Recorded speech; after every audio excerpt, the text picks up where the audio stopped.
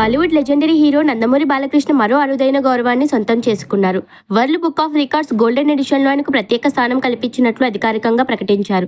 50 ఏళ్లకు పైగా సినీ కెరియర్లో హీరోగా కొనసాగుతూ ఉన్నందుకు ఈ గుర్తింపు లభించింది. ఈ అవార్డు పొందిన తొలి భారతీయ హీరోగా బాలయ్య చరిత్ర సృష్టించారు. ఆగస్టు 30న హైదరాబాద్లో జరిగిన ఈ కార్యక్రమంలో బాలకృష్ణ ఈ అవార్డును అందుకున్నారు. ఈ వేడుకకు కేంద్ర మంత్రి బండి సంజయ్, ఆంధ్రప్రదేశ్ మంత్రి నారా లోకేష్, ఎంపీ భరత్, నారా భువనేశ్వరి, సీనియర్ నటి జయసుధ, నిర్మాత సురేష్ బాబు, దర్శకులు Boyapati Srinu, Gopichand Malleni, Bobby, music director S Thaman తదితరులు హాజరయ్యారు. ఈ సందర్భంగా బాలయ్య మాట్లాడుతూ, ఇటీవల 2 తెలుగు రాష్ట్రాల్లో వర్షాల కారణంగా ఎంతో మంది ప్రాణాలు కోల్పోయారు. రైతులు పంట నష్టాలతో తీవ్ర ఇబ్బందులు పడుతున్నారు. ప్రాణాలు కోల్పోయిన వారి కుటుంబాలకు నా ప్రగాఢ సానుభూతి తెలియజేస్తున్నాను అని అన్నారు.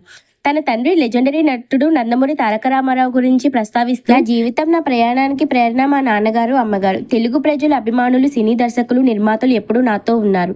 ఇండస్ట్రీలో 51వ సంవత్సరంలోకి అడుగుపెట్టాను. నాకు ఎన్ని రికార్డులు ఉన్నాయో నాకు గుర్తుండకపోయినా మా అభిమానులు మాత్రం ఒక్కటి కూడా మర్చిపోకుండా గుర్తుపెట్టుకుంటారు. నా మనవలు నన్ను బాలా అని పిలుస్తారు. తాత అని పిలిస్తే తాట ఒలిచేస్తా అంటూ హాస్యంగా చెప్పారు.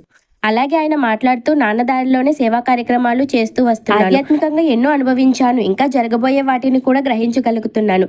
హిందూపూర్ ప్రజలకు ఎప్పటికీ రుణపడి ఉంటాను. సినీ ఇండస్ట్రీతో పాటు నాకు తోడ్పడిన ప్రతి ఒక్కరికి నా కృతజ్ఞతలు అని భావోద్వేగంగా అన్నారు బాలకృష్ణ.